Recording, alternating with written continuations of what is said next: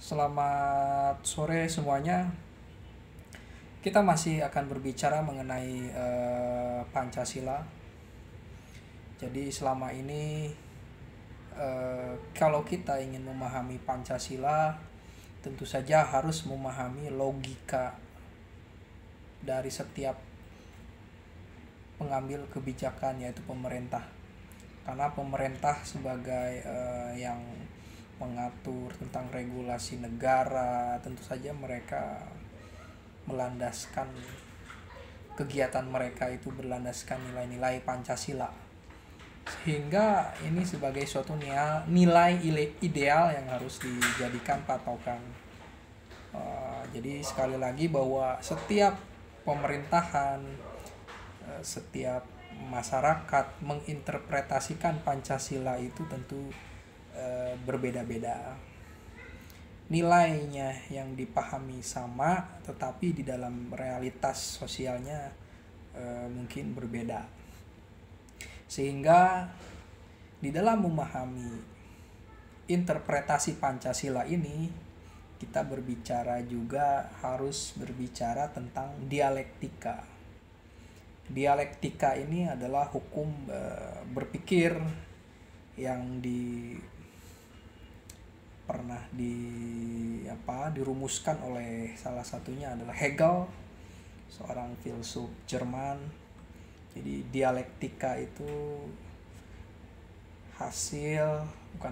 proses untuk menghasilkan suatu sintesis,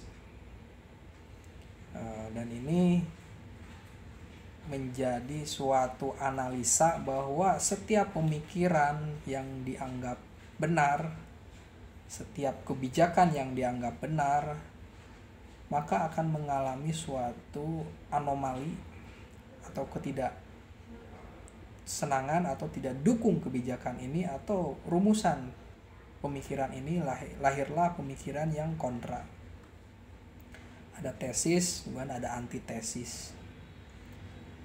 Bagaimana bisa gitu yang namanya pembangunan dengan idealnya menata kota agar terlihat indah, baik, modern bisa terlaksana, tetapi pada satu sisi itu juga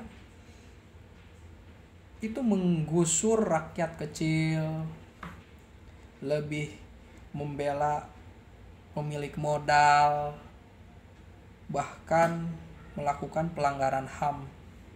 Pada sisi tertentu, modernitas, studi pembangunan itu berusaha untuk ingin membangun masyarakat, baik fisiknya, tapi selalu menghadirkan korban.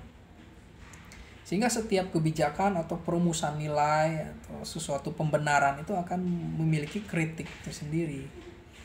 Sehingga rezim Soekarno atau rezim Bung Karno itu ya mengalami protes atau kritik atau oposisi.